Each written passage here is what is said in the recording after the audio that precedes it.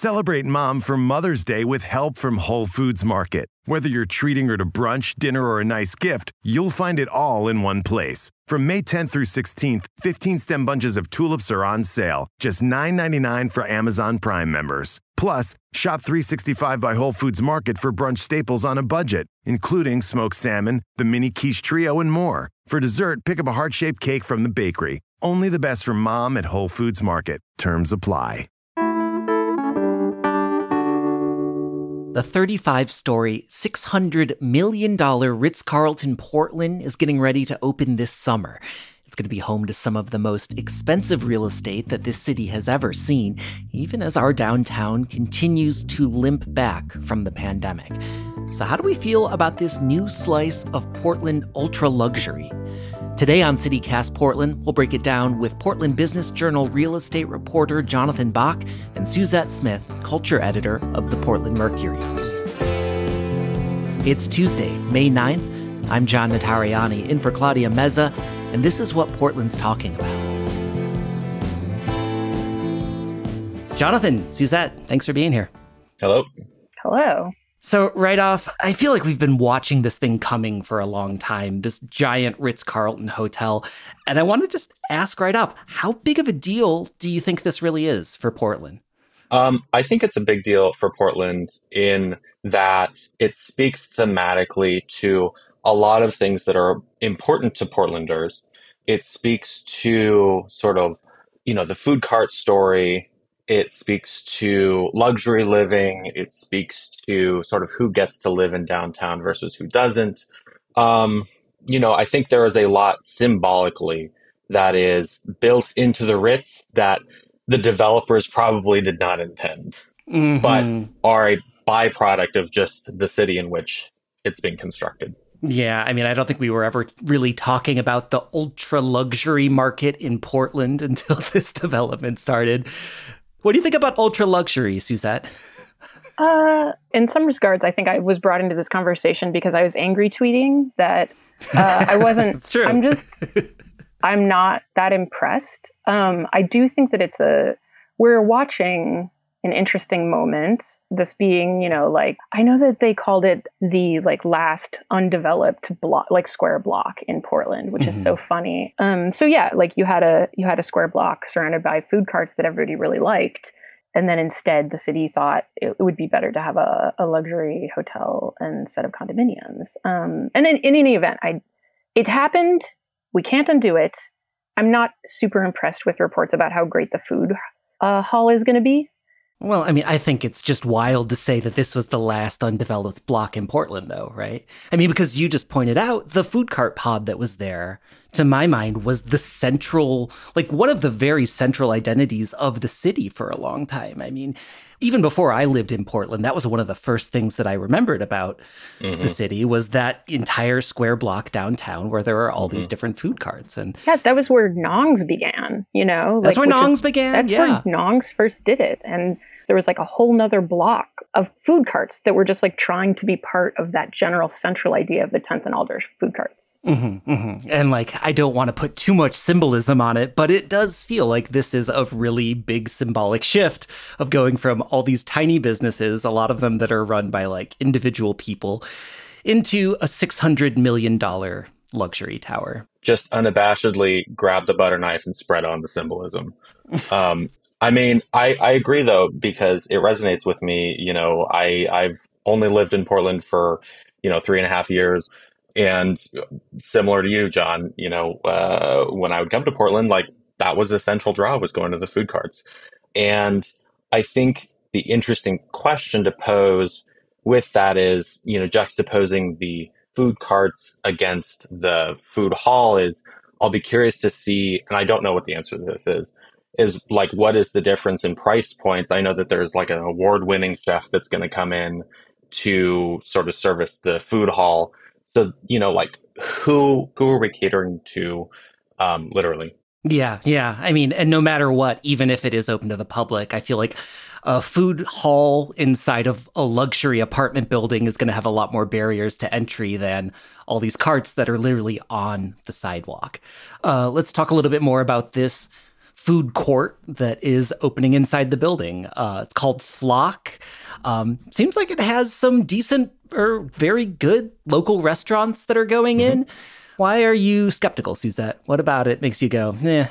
Well, I mean, starting on the positives, I do think that this will be the place that we can get the Kim Jong-grillin crunch wraps on a regular basis. Yeah. God knows we want those. It's going to be on the ground floor. The plan is to have those like weird garage doors that Portland loves so much to like let in the sun, like the sunshine or whatever during the nicer months. But I mean, I live near the US Bancorp building, Big Pink. And that also, like, when you go in, there's just a ton of kind of clandestine shops. Like, there's some quality, weird little places to get food, and a very weird gym that just seems to change every week. But what I'm saying here is, like, certainly, and I also wasn't super impressed with, like, the idea of a food hall.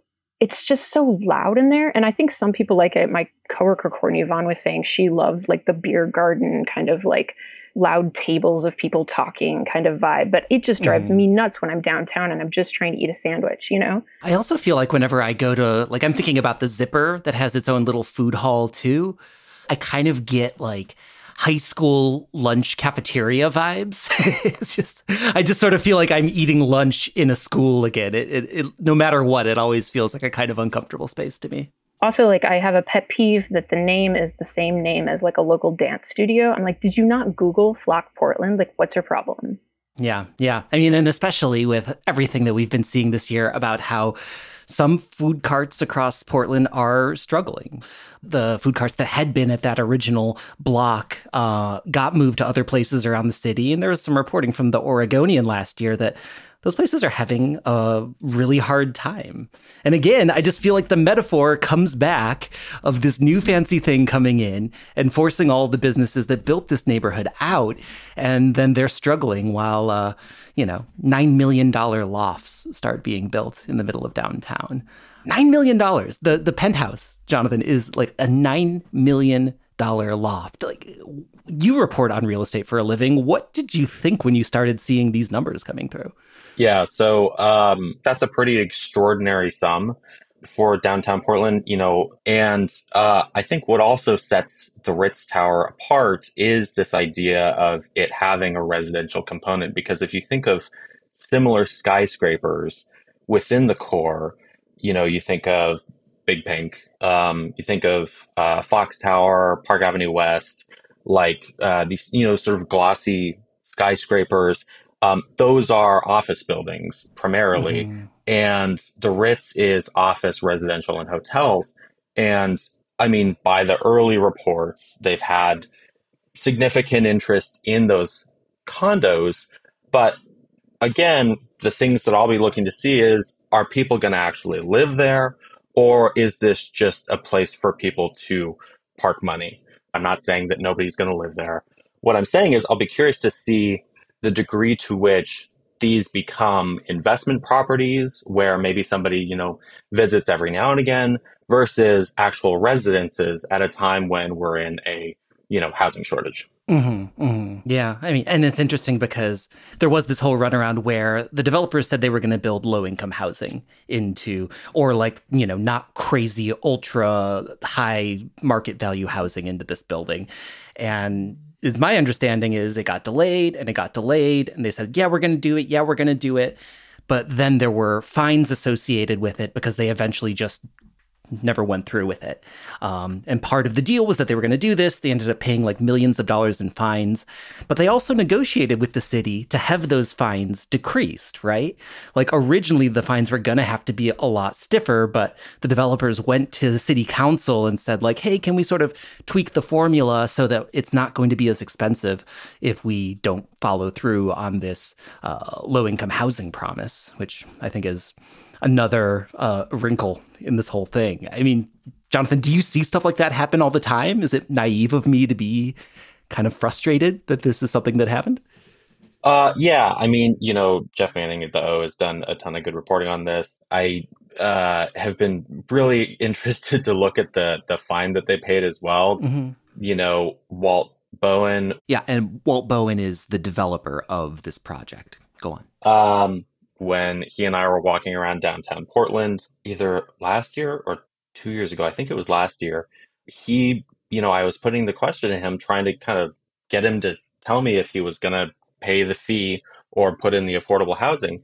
And he grew, I think, kind of animated, and frustrated with this, the fact that he would have to pay a fee.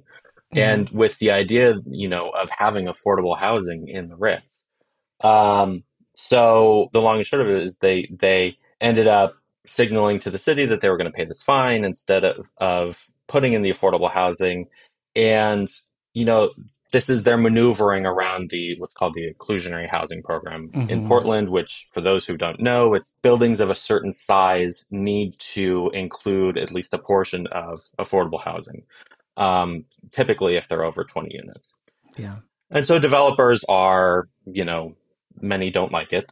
And I think that the sort of what advocates of the program would say, and I believe have said, is that one of the benefits of inclusionary housing is that it helps bring people who may not otherwise be able to afford to live in downtown Portland, for example, into downtown Portland by making available options. Well, yeah, which to me seems like a totally reasonable program. Like, yes, we should Right. have inclusionary housing policies. We shouldn't, just turn our urban centers into playgrounds for ultra wealthy people. Right. But if it's easy enough for developers to sort of skirt around it and just pay the fines instead of actually building the housing, it's like, I mean, allegedly there's supposed to be some sort of provision in this where that those fines then go to like funding Yeah. affordable housing units elsewhere, right? Mm-hmm.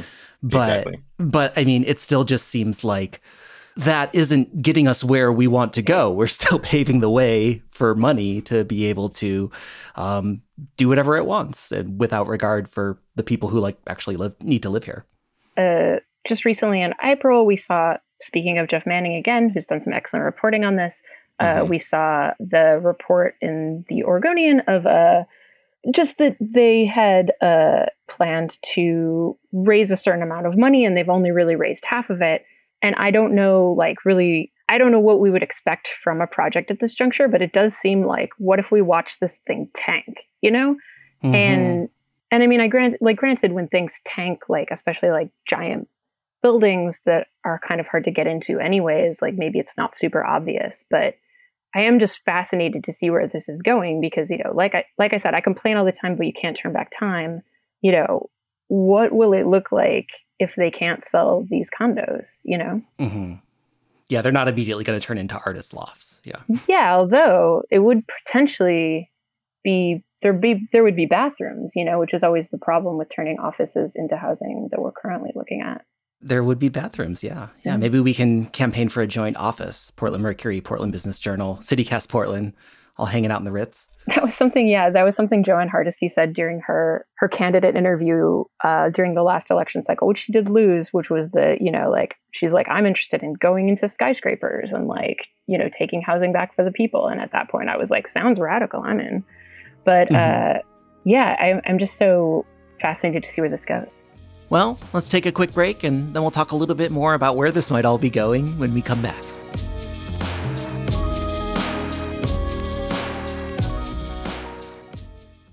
Celebrate Mom for Mother's Day with help from Whole Foods Market. Whether you're treating her to brunch, dinner, or a nice gift, you'll find it all in one place. From May 10th through 16th, 15-stem bunches of tulips are on sale, just $9.99 for Amazon Prime members. Plus, shop 365 by Whole Foods Market for brunch staples on a budget, including smoked salmon, the mini quiche trio, and more. For dessert, pick up a heart-shaped cake from the bakery. Only the best for Mom at Whole Foods Market. Terms apply.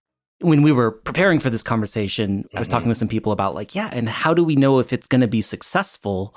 And if we gauge success on a project like this, do the developers make a bunch of millions of dollars, or is success does this actually work for the city? And I'm wondering what you guys think.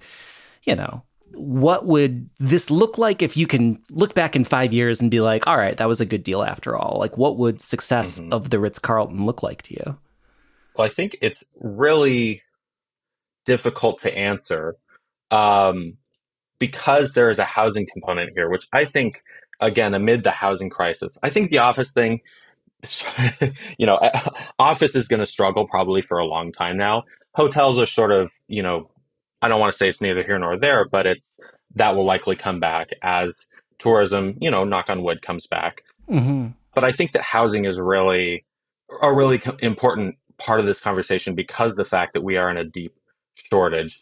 The extent to which this adds actual housing stock that people are going to live in, I think that it's successful because there are then units for, not high net worth individuals to live in ostensibly. I'm like way oversimplifying.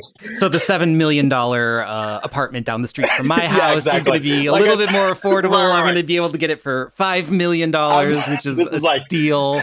Oh, thanks, Jonathan. Jonathan Bach's pseudo-economics. You set my mind at ease. Well, I mean, I guess I can sort of... Yeah, go on, Suzette.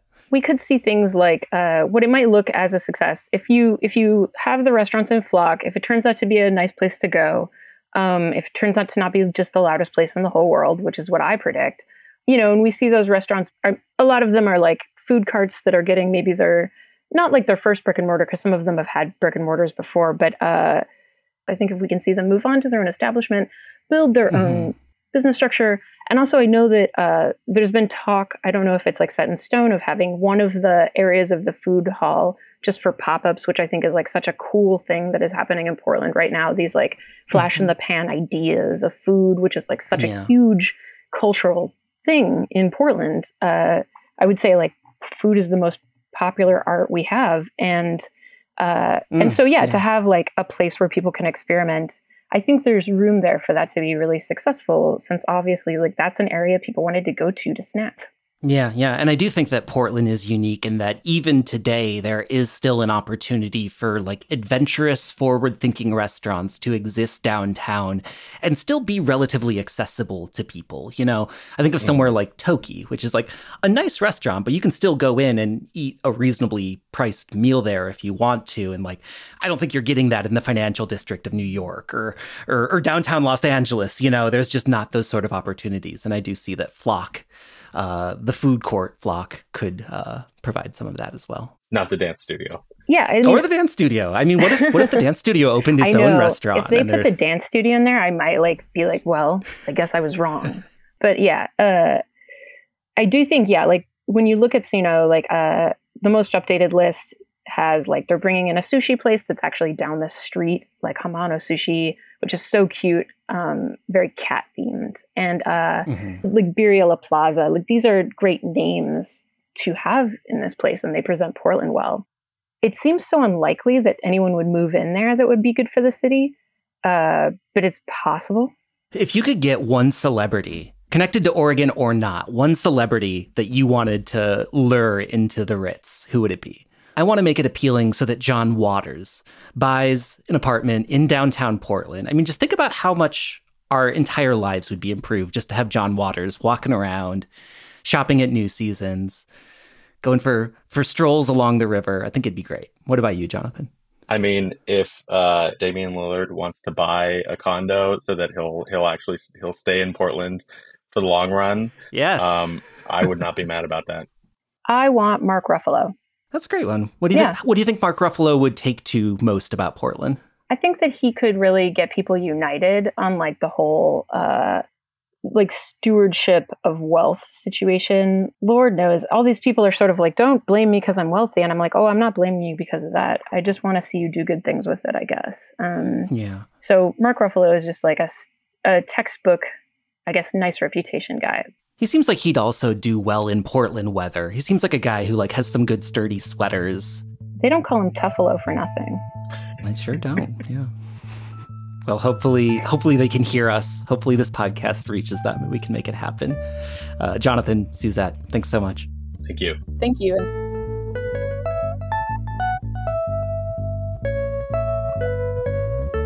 And now for your microdose of news. Senate Republicans walked out of the state legislature for the 6th day in a row yesterday, blocking high-profile legislation on guns, abortion, and transgender healthcare. The Oregon Senate requires a quorum of 2/3 of the members to be there, so Republicans can shut down legislative work even with a minority. Senate Minority Leader Tim Knopp says there are 20 bills that his caucus is protesting. And Intel is expected to make another round of layoffs following a recent drop in revenue. The company has 22,000 workers in Washington County. Last fall, Intel let go 500 workers in California. For even more news and events, sign up for our daily newsletter, Hey Portland. We'll throw a link in the show notes.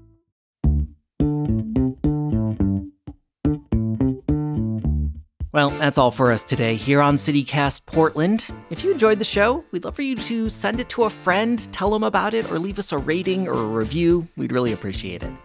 I'm John Notarianni, in for Claudia Meza. We'll be back tomorrow morning with a lot more from around the city.